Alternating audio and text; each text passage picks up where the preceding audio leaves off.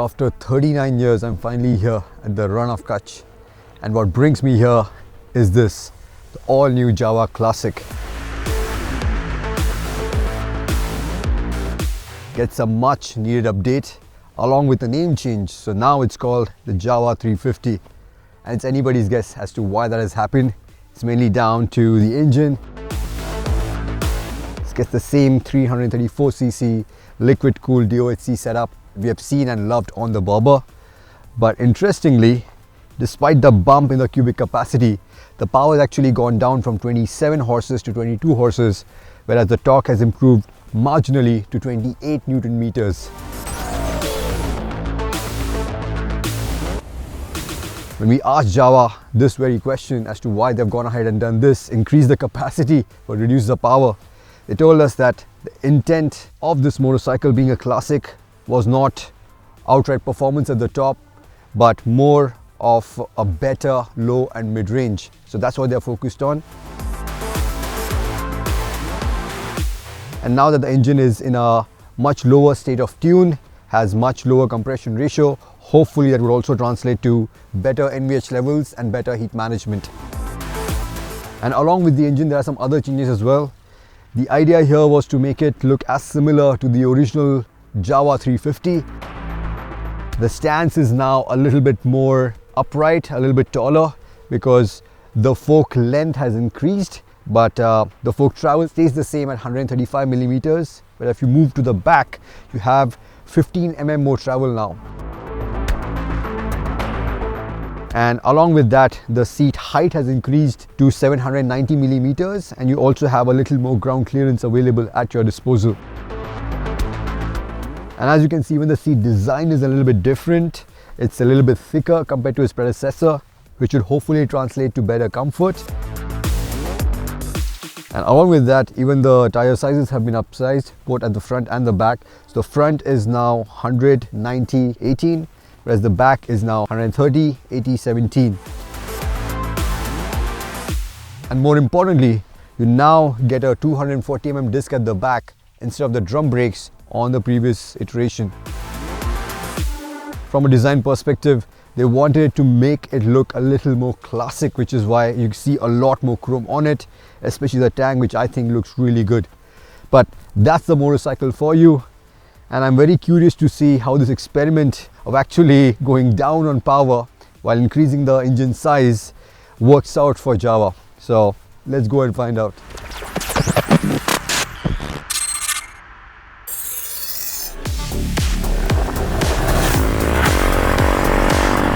Alright, first thing I'm noticing right away is the gains they have made in the low and mid range. I'm already in the 6th gear. We're doing 80 and it still pulls very, very strongly. But yeah, already at 100, it's getting quite vibey. But in terms of top speed, yeah, this is still similar to what the old bike did. 110 was the ideal cruising speed on that as well. Thereafter it would even get quite vibey. But the one thing I will say is up to about 100 kilometers an hour, this is definitely smoother, and also the mechanical clatter seems reduced quite a bit, which is a good thing. I also like the 6-speed transmission on this. It's pretty slick, shifts in pretty well. I've not really had any problem with the gear slotting in correctly. And you also get a slip and assist clutch on this now. The clutch on the previous bike was not a problem. In fact, it was among the lightest clutches that I experienced on this segment of motorcycles.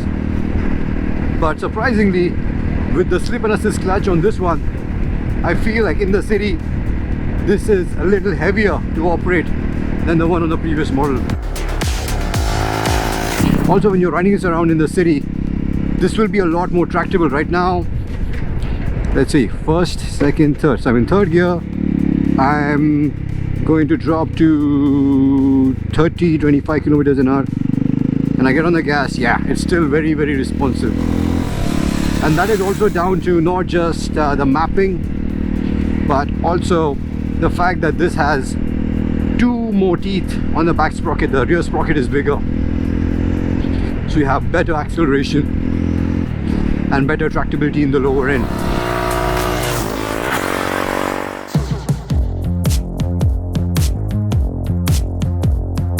The next benefit of having this engine in this state of tune with such a low compression ratio means that it's a lot less stress. So the heat no longer seems to be an issue, which was a big problem on the previous bike. It would heat up a fair bit.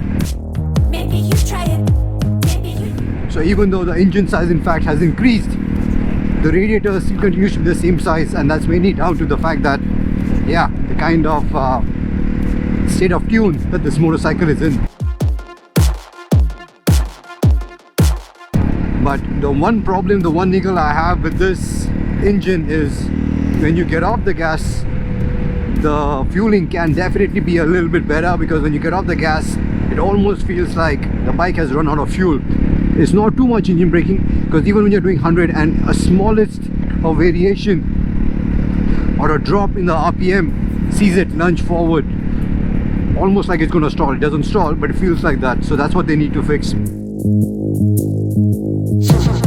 Not that it was an issue on the previous bike, but what the longer wheelbase and this taller stance has also done is made the ergonomics a little bit better for especially taller riders and people who want to spend longer time in the saddle. And another benefit that you notice at the higher speeds is how stable the bike feels because of the longer wheelbase and the wider section tires at the front and the back. And that also means when you drop anchor, yeah, not only does the bike stop a whole lot better now, but also is very, very stable. It's a lot more planted. So yeah, as we go over this section, you can hear from my voice that the slow speed damping definitely needs a lot of improvement. It's no longer as good as it used to be on the previous bike, because there's a lot of feedback coming onto the handlebar and the seat. So yeah, high speed damping no longer a problem, but low speed definitely has taken a big hit. And the same goes for the dial. It looks really cool, it looks really pretty, but from this angle I can't even see what speed I'm doing because of the way it has been placed. It has been placed flat. Maybe they could have lifted it a little bit so you have better sight of the bottom part of the speedometer.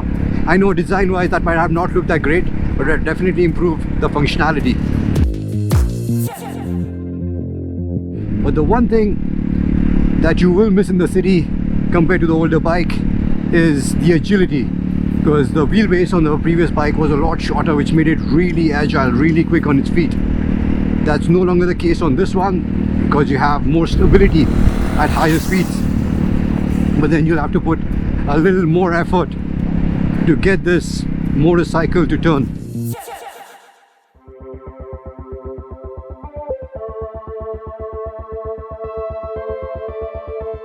So to summarize, the Jawa 350 is a mixed bag. Some of the changes that they have made have of course worked in its favor, especially on the engine front. The bigger engine, which is a lot less stress, has obviously helped with the NVH levels at least up to 100 kilometers an hour. And also the heat management seems to be much better, which was the Achilles heel of the Jawa Classic. But the real test of the engine is going to be how it fares over a period of time, because already at the fag end of the ride I could feel the foot pegs were already getting buzzier around 95 kilometers an hour. So I'll have to watch out for that. But more importantly, it has lost out on two big things which made the Jawa Classic one of my favorite motorcycles from the Jawa lineup, which is ride quality and agility. Because the suspension on this is nowhere in the same ballpark. It's a lot more rigid, it's nowhere as comfortable. India as a market loves bigger motorcycles, which is why they made these changes. And of course the added stability, you can feel how stable the motorcycle is at higher speeds and also under braking. But then I can argue that the stability was not really an issue even on the Jawa Classic, because for the speed that was supposed to go 100-110, that was not really a problem. And I think it's too big of a sacrifice to lose out on the agility and the ride quality for the small gain, which doesn't really matter as much for a motorcycle which can only go up to 100-110 kilometers an hour when the engine is still in its sweet spot. So there you have it. That's my verdict on the Jawa 350. It's still a really beautiful, really good looking motorcycle, but I leave it up to you to decide if all the changes can justify the 11,000 premium it commands over its predecessor.